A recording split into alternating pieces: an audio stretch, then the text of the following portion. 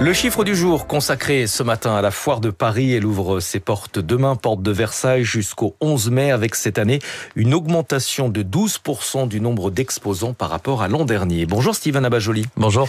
Vous êtes directeur de la Foire de Paris, 12% d'exposants en plus.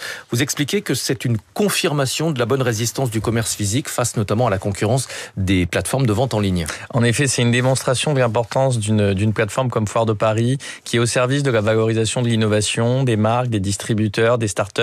Il y a énormément d'innovations qui sont proposées par les 1400 exposants sur cette grande fête qui va durer 12 jours à la porte de Versailles. On ouvre mercredi jusqu'au 11 mai.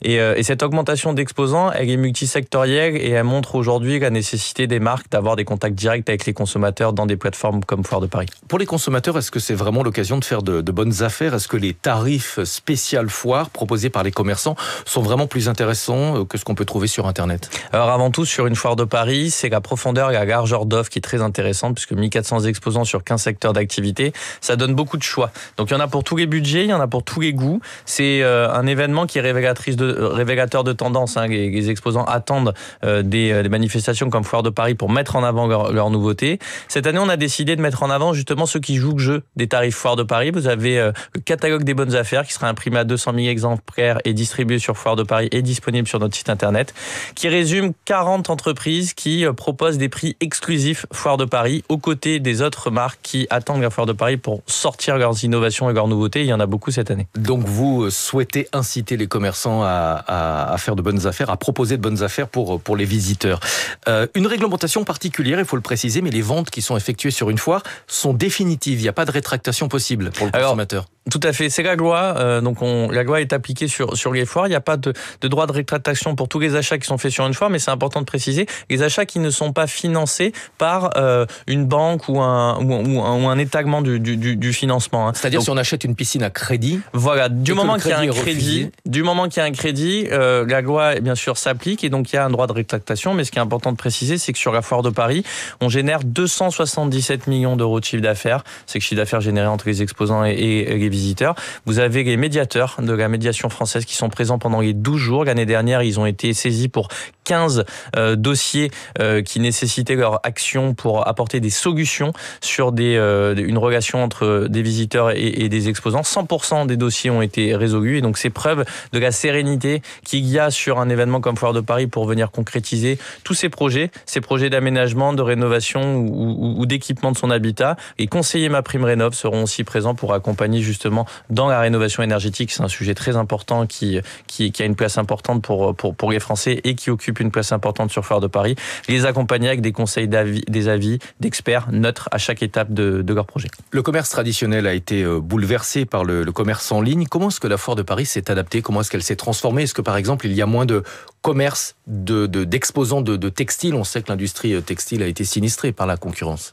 Alors le commerce sur Internet vient en complémentarité du retail. Nous, on l'a clairement senti après le Covid. On a des acteurs, d'ailleurs, le leader mondial du e-commerce, Amazon, est venu exposer sur la Foire de Paris pendant 2 éditions post-Covid. Donc, c'est signe du rapprochement des pure players sur le retail. Et donc, il n'y a pas d'opposition entre les deux, mais vraiment une complémentarité qui apporte des solutions à 360 pour les consommateurs. Il y a des évolutions. On voit qu'il y a une envie très accrue et qui perdure depuis le Covid. C'est envie de revenir sur du circuit court, de revenir sur de la valorisation française. On a d'ailleurs créé le village création française au lendemain du Covid, 500 mètres carrés. Aujourd'hui, c'est 4000 mètres carrés, plus de 70 entreprises qui mettent à l'honneur ce qu'attendent les visiteurs, c'est-à-dire de la création et de l'innovation française. 400 000 visiteurs l'an dernier, 277 millions d'euros de chiffre d'affaires pour les exposants. Est-ce que c'est une opération rentable pour les exposants? Certains viennent parfois de l'autre bout du pays, il y a le déplacement, l'hébergement. C'est évidemment pour eux un investissement. Est-ce que c'est rentable ou est-ce que c'est surtout l'occasion de se faire connaître? Alors les deux, et la croissance à 2 chiffres cette année du nombre d'exposants prouve l'intérêt pour les marques, les distributeurs et les entrepreneurs d'une plateforme comme Foire de Paris pour à la fois se faire connaître son innovation, mais aussi générer du chiffre d'affaires. Pour bon nombre d'exposants d'ailleurs, la Foire de Paris, c'est le chiffre d'affaires d'un magasin à l'année et les exposants viennent pas seulement des quatre coins de la France, mais aussi des quatre coins du monde. On a 40 pays qui sont représentés sur la foire de Paris.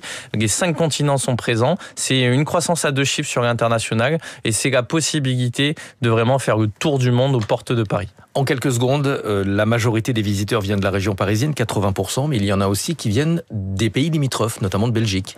De Belgique, de Suisse, du Luxembourg.